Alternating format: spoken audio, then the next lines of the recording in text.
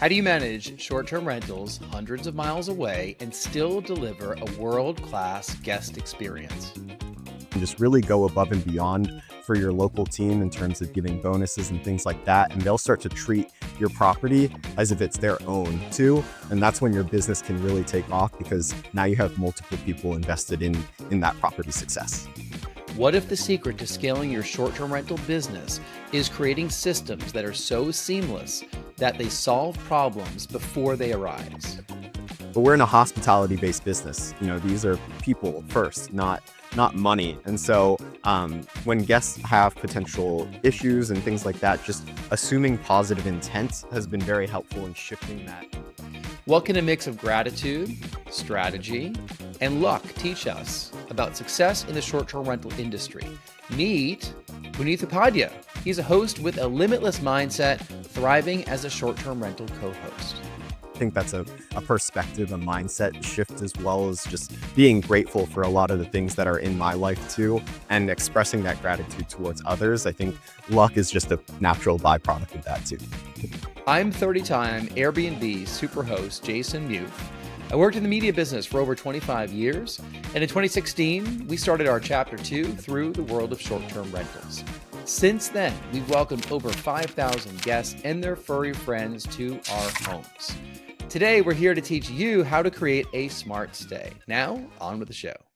All right. We love having conversations like this one for the Smart Stay Show because we're talking to a really seasoned investor and short-term rental operator, somebody that is doing some work outside of the business and inside the business. We're going to learn a lot of the tips and tricks of this person who I met through my own short-term rental secrets mastermind.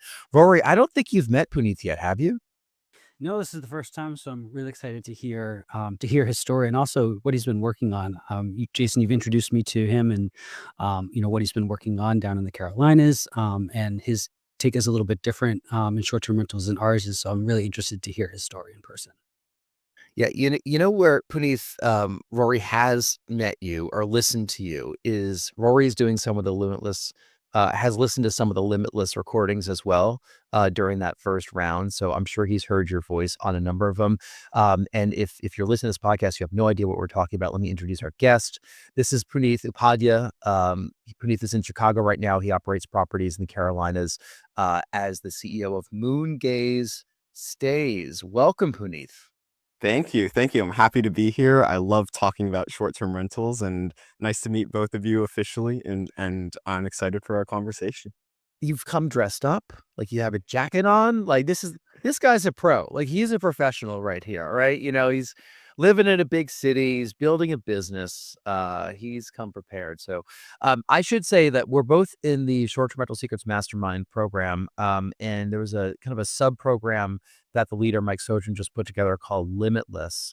And I just went through this Limitless program as well. Punith was always not just chiming in, but he was actually one of the first people that would always get either called on or would introduce what was going on in his life as to why he's thinking well beyond any boundaries that he had in the past. So I want to get into the Limitless as part of this discussion, but why don't we just start with the question that we ask people right when they come on this podcast, which is, what is the superpower that sets you apart from your peers?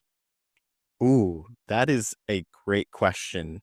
I would say, and again, it ties back to the mindset that we were talking about, a limitless mindset, and just being able to, I think my superpower is positive thinking, honestly. And just having that confidence in myself and the confidence in my team that we can accomplish anything that we want.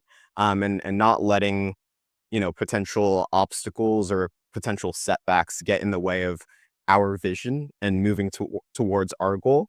And then kind of complementing that too is, as an engineer by trade, I have a natural tendency to really write SOPs and create systems and processes to be consistent and consistently deliver a high quality service, whether it's to our guests or to our clients as well.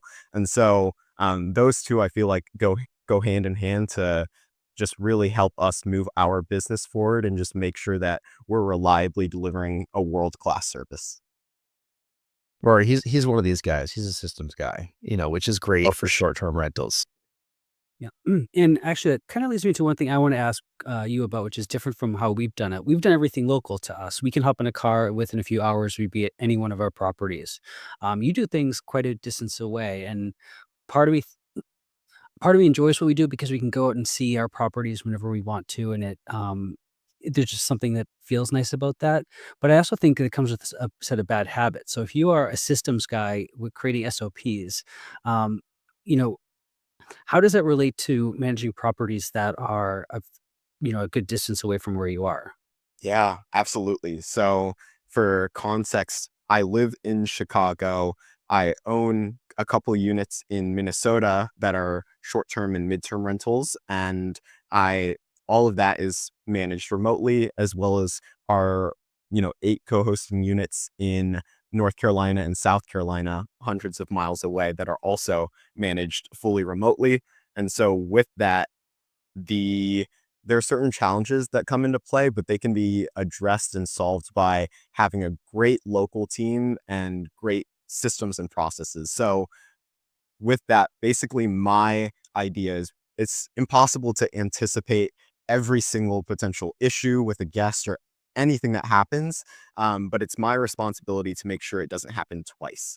And so with that, that's how we start out with creating SOPs, which are standard operating procedures for guest communication, for potential guest issues, really anything in terms of the guest experience, and even how we work with our local team, our boots on the ground. That's honestly the secret sauce is just being able to truly vet and find the right team on the ground, especially cleaners, handyman, and runners as well. And sometimes your runner can be your cleaner, it can be your handyman too.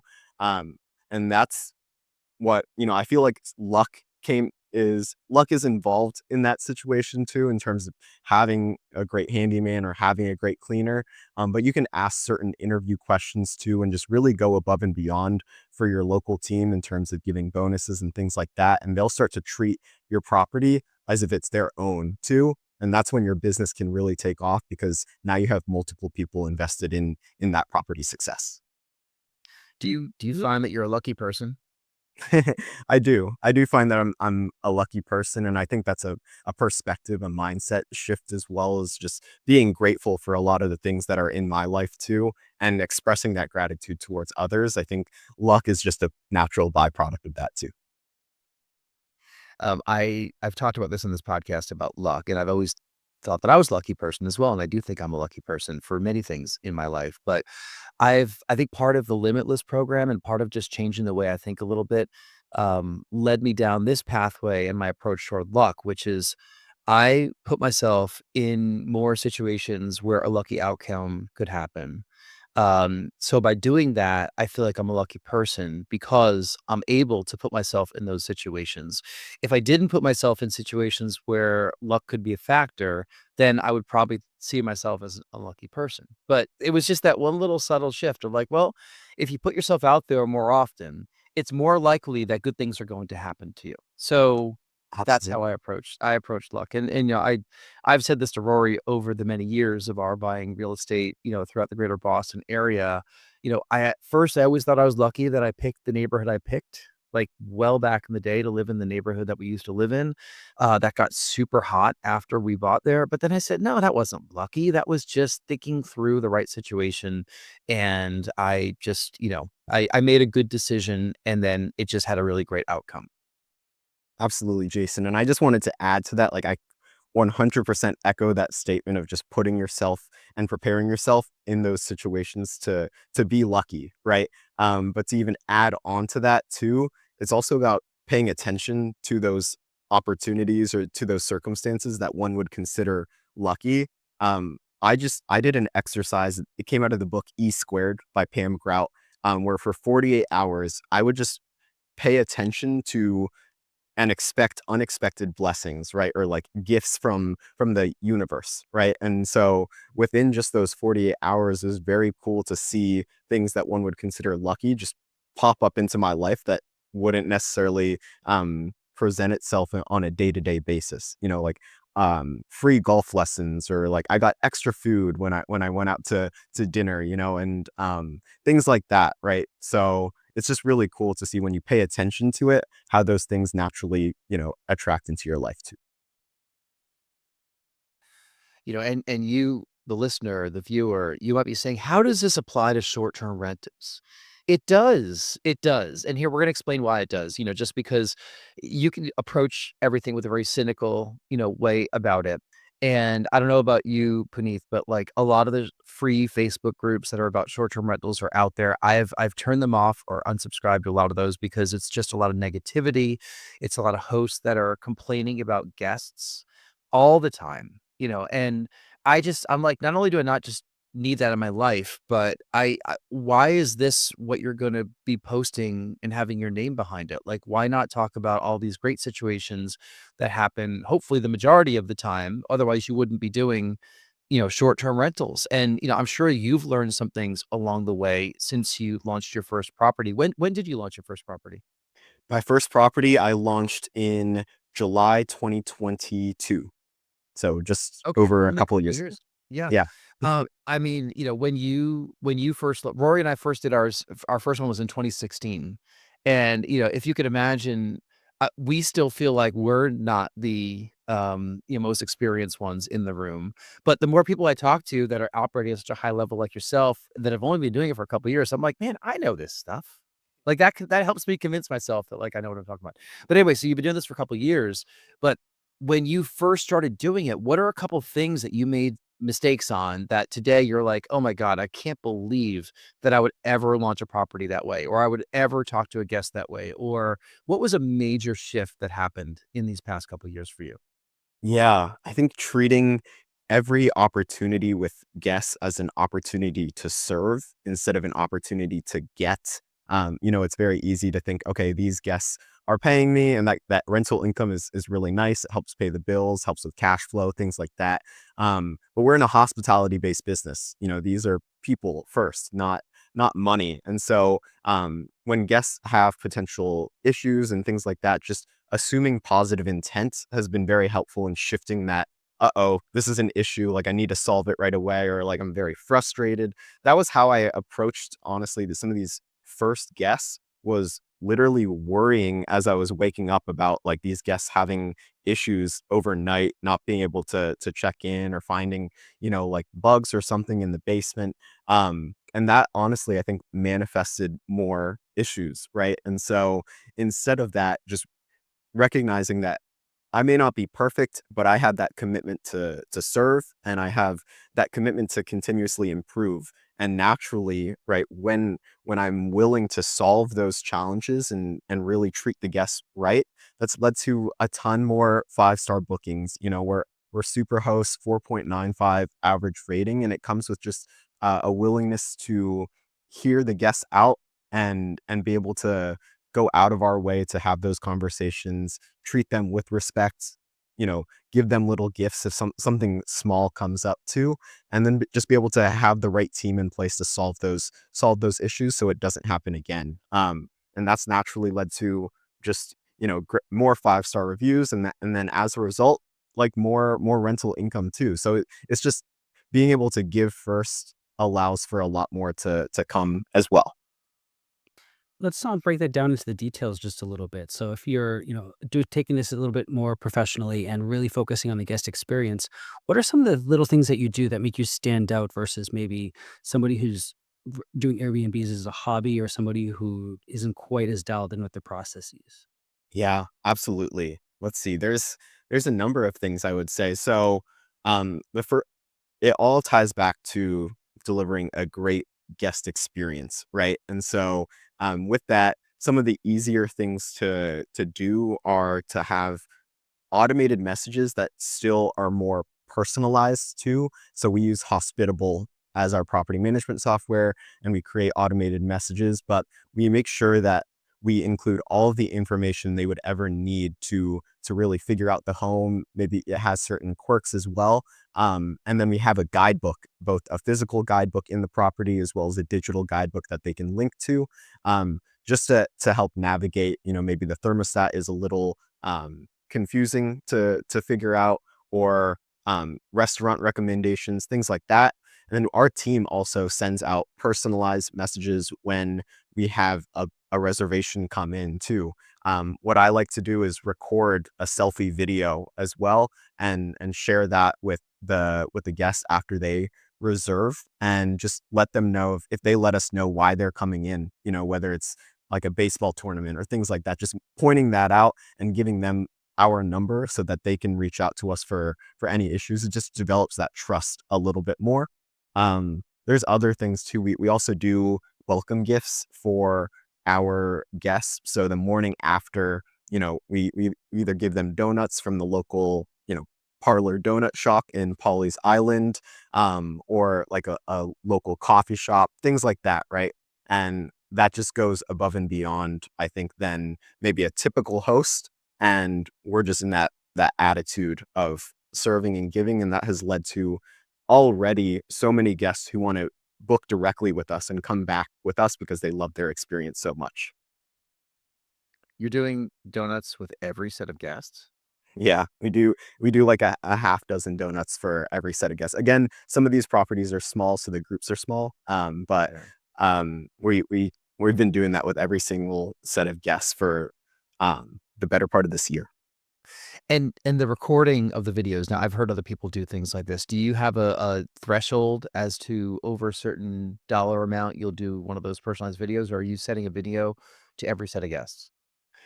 Yeah, I think at this point, at one point it was every set of guests, and then as our portfolio has grown, that has become more challenging to figure out. So at this point now, it's I guess we set a certain threshold where if, and again, it's all relative, right? But when we're like, oh, that's a great booking, that's a long booking, then that's when we'll send a personalized video to the guests, and just welcome them and just express our excitement for being willing to host them or able to host them.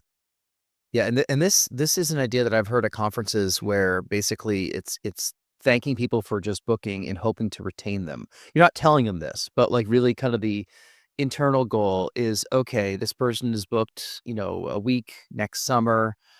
Between now and next summer, there's a possibility that things can come up based on whatever your cancellation policy is.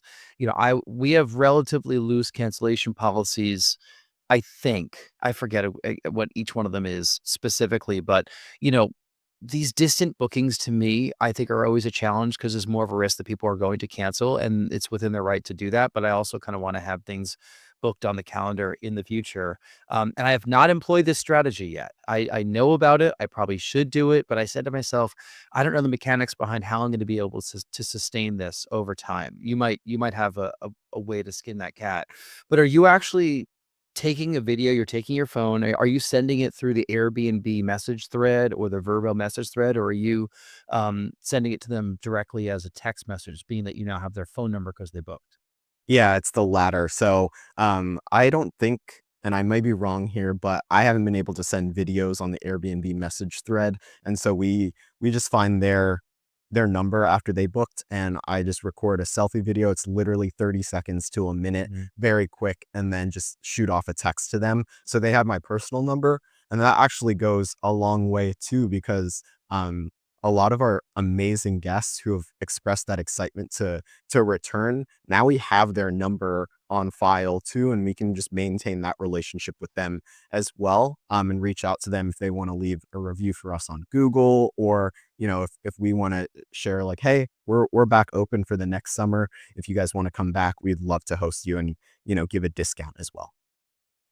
Okay, so here's some practical questions I have literally about this because I don't know what your tech stack is like behind the scenes and any remarketing that you're doing. In our properties, we have QR codes that scan over to an interactive guide. You're with me, right? Are you like that also? Okay. Are you using TouchStay or Hostfully, or do you have a vendor that that you use for all your guides?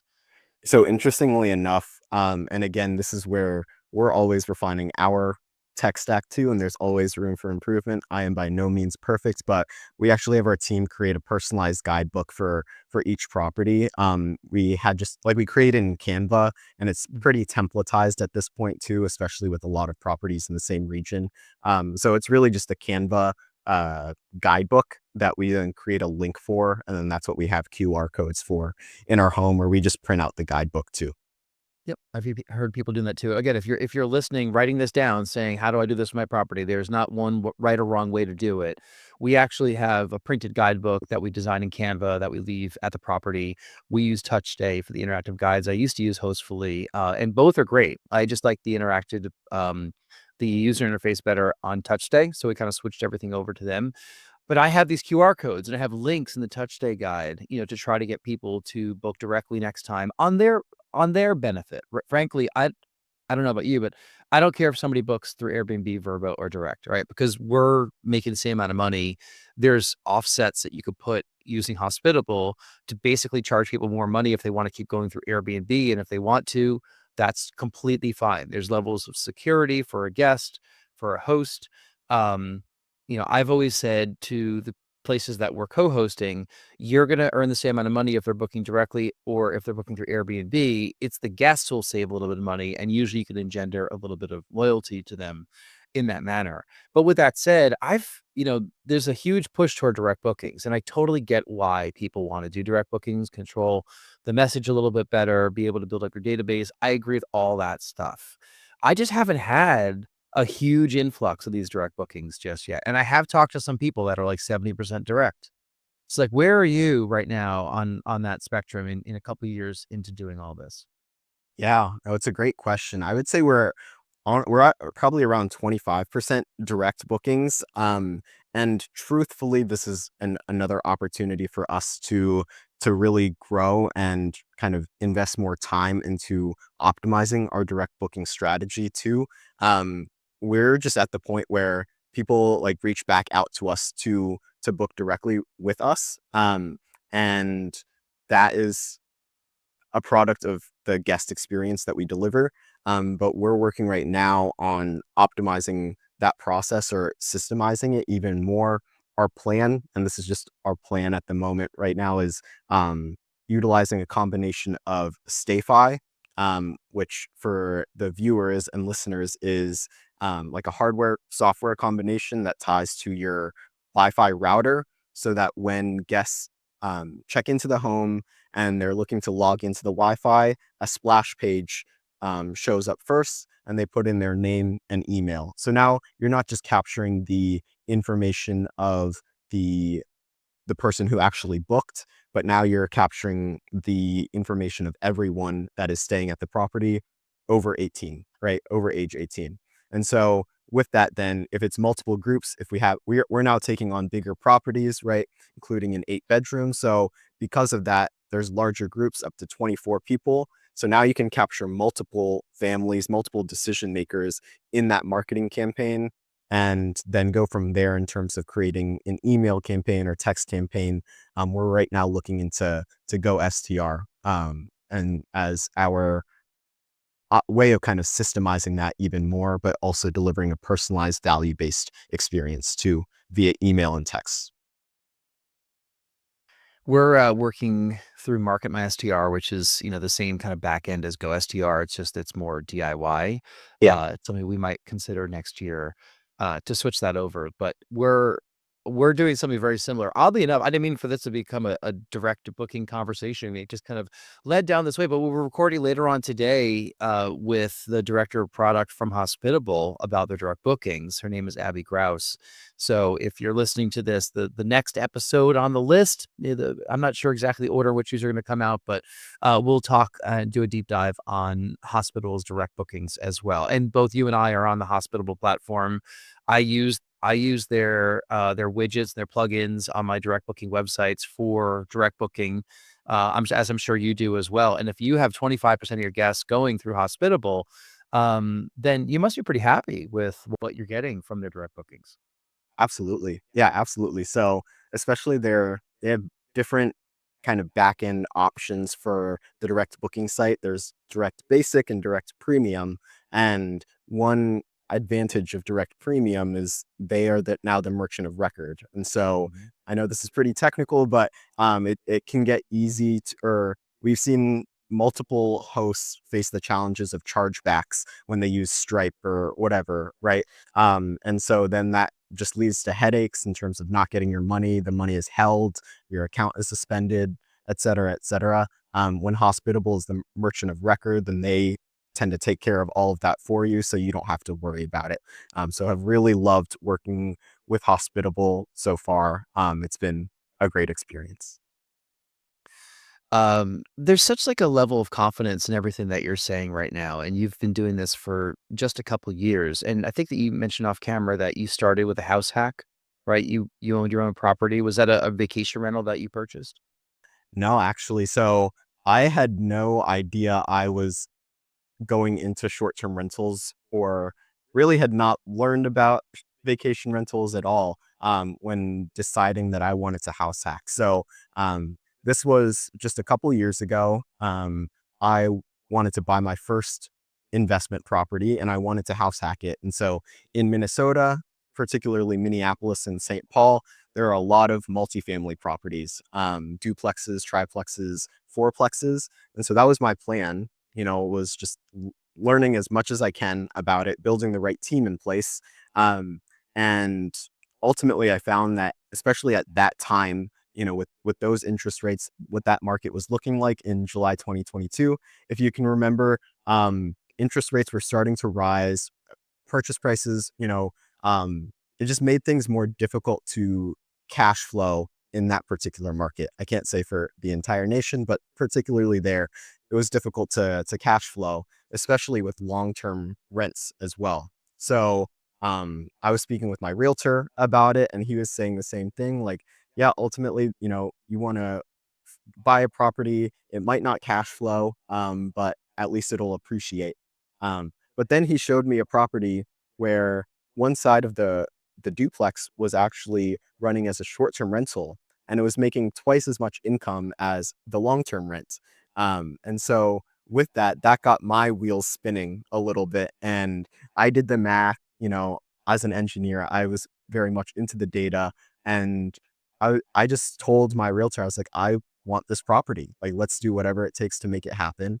Um, and ultimately we did. My offer was accepted, and that's where I house hacked, right? So I moved into one side of the unit, or one side of the property, and then the other unit, the previous owner actually let me keep all of the furniture. It would probably be more of a hassle for him to move it or sell it, so he just let me keep it anyways. So then I didn't really have to invest much into furnishing the place. I could just, retake photos and get it back on Airbnb. And it was just really cool to be able to learn that whole process. And that's where STR Secrets is very valuable. A lot of valuable information that helped me in launching my first short-term rental. And that's what catapulted into, hey, I'm getting better and better at this. Like, now it's time to start helping others do the same with their vacation rentals.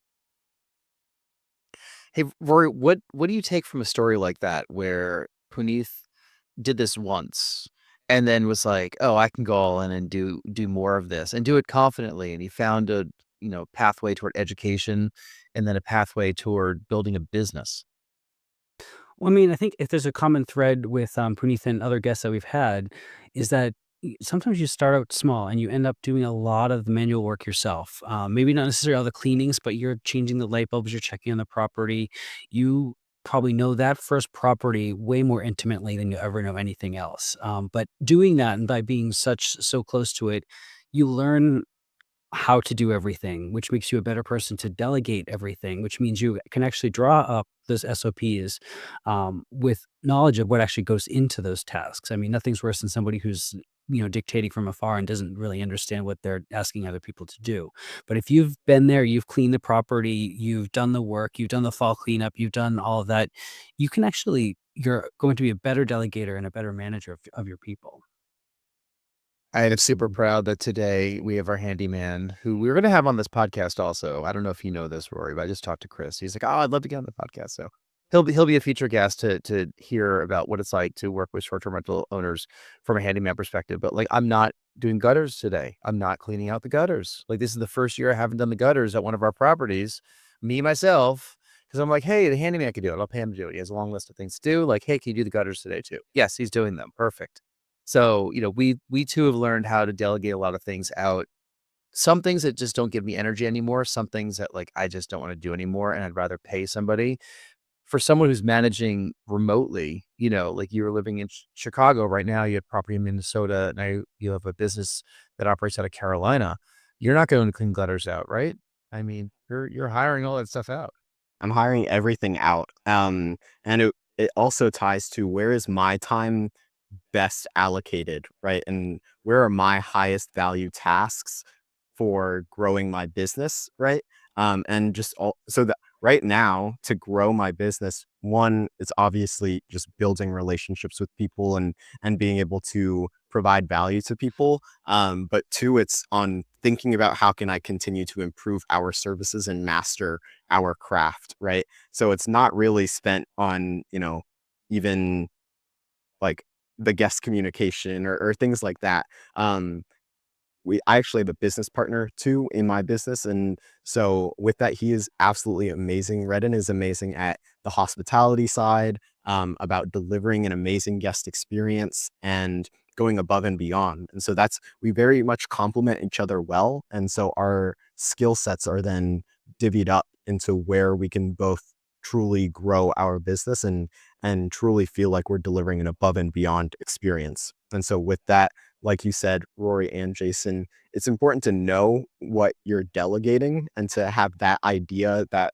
firsthand experience. Once you get that though, for me, I feel like it's imperative to be able to delegate that so that I can just continue to focus on what brings me energy, right? And that is building relationships with people, and that's ideating and brainstorming. How can I continue to level up both as a human and as an operator of my business? How did you identify your business partner, and why did you decide to work with a business partner? Yeah, it's a great question. Um, we actually have known each other for a long, long time, back since middle school.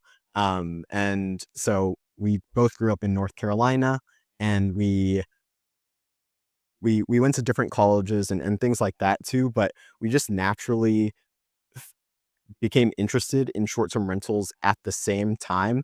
And when we talked more and more about it, we realized we have complementary skill sets, and they really balance each other out, both from kind of the legal standpoint. He is in law school currently, but he also has this passion for, like the guest experience, about hospitality, and about just how to go above and beyond in delivering an amazing experience.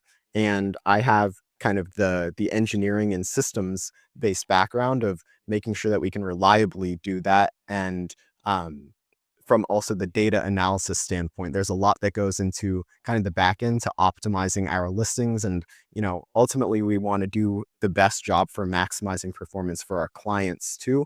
And so we have a whole system in place for tracking Airbnb insights, for tracking our occupancy, revenue, RevPAR, compared to our market, compared to our competitors too, and tracking and seeing where is there opportunities to tweak things to continuously maximize our performance and make sure we're outperforming our market and our competition too. So it's just, you can kind of tell with our personalities if you ever met both of us, but we it's very complementary to each other. But I think it really builds us up as a whole to elevate our potential for our business. And I would say what he's more naturally inclined to do, like those are the things that don't give me as much energy, and vice versa. And so because of that, it allows me to spend more time um, building and growing our business and being a CEO for Moongate Stays.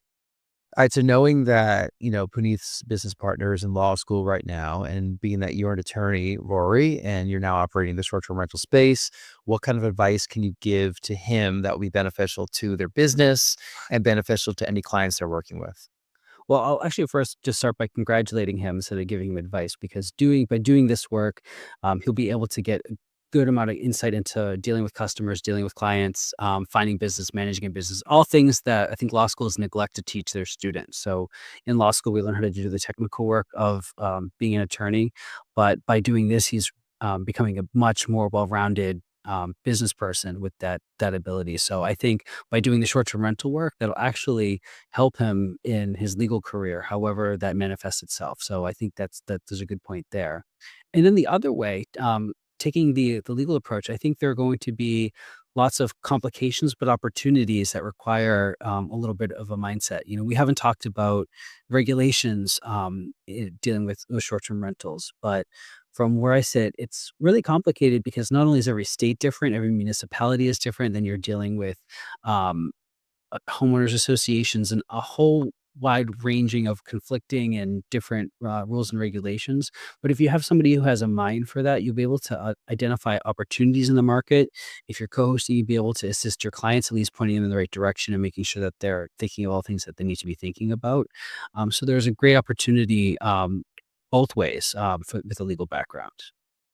Absolutely. And Rory, just to echo that statement too, the one of the great reasons why we balance each other out too is I'm a very positive thinker. And with that, sometimes I don't think about the inherent risks that can come from managing a business, right? And so some of those things that could be considered gray areas are this property manager versus a co-host, in different states. And also, having like insurance for your business in case you get sued, right? Like all of these are possibilities that I don't really like thinking about. But my business partner, he actively thinks about it. And so because of that, we're protecting our business, we're protecting our clients too. Like that is the perspective that he can bring to the table. And we have our property management in charge license too. And like we've gone through those steps, we've jumped through those hoops, and that makes us a more well-rounded business that's better suited to provide value to our clients. Yeah, and I mean, just in that point alone, for people who are listening, if whether co-hosting is in fact property management differs state to state, and whether or not property manager is engaging in real estate, meaning that they need to have a license, all of that is very different from state to state. We actually operate in states where there is no license required, believe it or not, in Massachusetts and New Hampshire. But if we just took our model here and just picked it up and transplanted it somewhere else, we may run into trouble very quickly. So as we start to wrap up, I do have a couple final questions. I have a long list of questions. We'll have to have you on for another episode as well. How do you stay motivated during tough times or when, not optimal things happen? That is a great, great question. And truthfully, it's something that is an ever growing process for me, or like something that I feel sometimes I have setbacks in terms of feeling motivated, especially when there's challenges ahead. It's easy to want to escape from it, but recognizing where's that lack of motivation coming from? For me, I recognize that it's usually stemming from two things. It's a fear of poverty or a fear of criticism. And so there's six basic fears that you could read about in the book Think and Grow Rich, but usually the two prevalent ones for most people are fear of poverty or fear of criticism, at least in this space from what I've seen. And recognizing that anxiety, that worry, doubt, all stems from fear, right? And so with that, the biggest learning that I've had that has helped me stay remotivated is one, changing my environment, right? It's easy when you're in one environment to kind of get stuck in those same feelings. And so some ways where I like to get out of that environment is one, just going on walks. Here in Chicago, the river walk is my favorite. That helps me kind of escape my current environment, take some space to decompress, and then realign with my goals, and kind of refocus with my goals too. So that is when I feel a lack in motivation, is when the desire, quote unquote, isn't quite there. And so when I can refocus and create that image in my mind of like, this is where I want to be. Ultimately, that's what I encourage people to do, is figure out like, what is that thing that intrinsically drives you. For me, it's personal growth. It's this desire to make quantum leaps so that I can be unrecognizable a year from now. So our business can elevate and be unrecognizable a year from now from where we're at currently. And so with that, like that is the message that I want to share too, is for me, it's all about personal development. And with that comes a lot of learning too, and being able to serve others as well. That's my purpose, is to level up so that I can help others level up and achieve their goals. And when I get remotivated is when I reconnect with that purpose, right? And just realize that I can do anything that I want as long as my mind is focused, as long as I am continuing to just stay aligned and stay engaged with that goal, and that I can accomplish anything that I want. So with that, that is what I would encourage people to do, is just get out of your environment and just get reconnected to your goals, and that'll really help get remotivated. I had a lovely walk through Chicago last year, also on the Riverwalk. I was in town for a wedding, and the weather wasn't fantastic, but it wasn't that bad, and the rain held off for much of my walk, and, that's when I first started doing a lot of walks around town here. So, I have a bunch of hiking shoes I'll just throw on in the morning and walk our daughter to school and just proceed on for a walk if the weather is not ridiculous. I don't know if you go out in those, howling Chicago windy days, but, I am not super motivated to walk outside during them, but, like, when the weather's really good, I do like going for walks as well. In fact, much of my walking the past couple months was listening to the Limitless recordings. If I wasn't on a call live, I would listen to the other one, because if just to brief people that are listening to this, the program was like a 12-week program that we went through, and there's another, layer of it happening right now. I think you're doing some coaching in that program. And there was an evening and an afternoon session. So like I'd hop on one of them and then I'd listen to the other one. And I was really proud of how diligent I was in listening to the recordings for the meetings that I didn't attend. And I just found it as a great way to stay motivated during my walks. I mean, there'd be some days that I'm listening to just mindless music, as we all do, and there were some days where I just had the Limitless recording on in the background, and both of them, got me through a good, 80 to 90-minute walk, that I thought was just a productive use of my mornings. But it's interesting to hear that you do the same thing, and, I encourage people to get out in their environments as well, because sometimes you can just get mired in the day-to-day and the sameness of being in the same workspace all the time, especially in the short-term rental space. A lot of people are doing this as a side job, or they're doing it as their primary thing, but they're not going to an office, right? Like for people like yourself and me that have these businesses, my business address is my home address, right? And that's just kind of how it is. And so, not that I'm at the house all day, every day. I'm at the properties on a, occasional basis. Like, I'll be probably going up to New Hampshire tomorrow to do something at a couple of the properties. I'll be going to Provincetown the week afterward because we're onboarding, we're doing photographs for 2 properties, and I like to be on site when the photography is there, because then I get to do a video walkthrough and get another set of eyes on the property. So yeah, so, like, I kinda go to the properties too. You probably don't do you fly to Carolinas a lot or no? So since my parents live there, I do fly semi consistently, I would say maybe like 4 or 5 times a year. And so that can help too with just checking out properties when needed. But honestly, genuinely for the most part, like we we rely on our team, and there's still processes that come with that too, of making sure we get evidence of completed tasks, of turnovers, and having our team regularly check through them. But that is just the best thing that we've done, is really have high standards for the team that we put in place, and to hold them to high standards and hold ourselves to high standards too. And just make sure we have multiple checks in place to make sure everything is getting done reliably, consistently, and with a high quality service. I should say there's a layer that Rory and I haven't gotten out of yet, which is we do like being within drivable distance of all of our properties that we own and that we co-host. You're building your business probably in the interesting way to build a business, which is pretend like you can't be there, period. Like, pick a place that would be really difficult to get to and then build your business, right? Like, so there's always that little bit of lean. I can always lean on the fact that I can hop in a car and go. I try not to hop in the car and go, is what I say. Do you want to hop in the car and go to your property, or do you not? And a lot of people who are listening to this, they might have one property, which is a hop in the car and go property. You can get there within 2, 3 hours if something goes wrong. And the thinking is that you might have to do that. You might want to do that. And you might want to bring your family to the property because most of the people that get into this business, they're spending time at the property. Even yourself, you were house hacking that property, right? So you were on site, every day, and you probably met more guests than I've ever met in my life. Oh my gosh. Because Yeah. yeah, I mean the amount of guests that I've ever met, like in 8 years of doing this, I could probably count on two hands, maybe a third hand. Because I'm not on site to meet the guests, but that's intentional. Like I want them to feel like they've rented the house and that I'm not, oh, staring at them, through the window, which a lot of people, they can't get over people being in their space. I removed that immediately. Like I said, hey, if I want this property and I want to use this property, I need someone to help pay for this property. And that's how we got into the short-term rental space.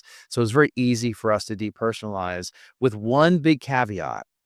And I've actually had these guys on this podcast as well. And Rory, you remember the episode we did with the Stay Amo folks who have influencers that stay in your property and like in exchange for photos and videos and everything. And I think that like it's a good program. After we did have a problem with one of the influencers who stayed once, but the second ones were fine. But then I found it weird that I saw pictures of them at our property. Like, so maybe it's okay for me to not visualize people in spaces that I bring my family to. So I don't know. That's a whole separate conversation. But um Punith, Moongaze Stays is your website. People want to get a hold of you. You have a lead form on there. Do you haunt LinkedIn or TikTok, Instagram? Where can people get a hold of you? Yeah, you can find me on LinkedIn as well. That is probably the place where I spend more of my time. And you can also, of course, learn more about us at moongazestays.com. But Punith Upadhya is my LinkedIn if you want to connect with me. I love talking short-term rentals. Always happy to chat. Always happy to help in any way that I can. Always looking dapper. You got your jacket on here. You have a jacket on your website. You have a tie on the website. Like, I feel, Rory, we're so underdressed in this situation. I mean, by your standards these days, Jason, you're overdressed at the moment. Yeah, I know. I'm lucky I don't have a hoodie on right now. Hey, best of luck with everything. We really appreciate all the insights that you've shared on the podcast. We can't wait to have you back, once a year from now passes, and you are a very different person from even during this recording, which I'm sure is going to happen. Thank you so much, Jason and Rory, for having me on the show. It was an absolute pleasure and look forward to being back on the podcast soon. Awesome. And if you want to be a big guest on the podcast, go to smarttodayshow.com, fill out our form. You can watch all the past episodes there. If you want to reach out to Rory, you can go to rorygill.com and you'll get all his info there. On behalf of everyone else, I'm Jason. Thanks for listening. See ya.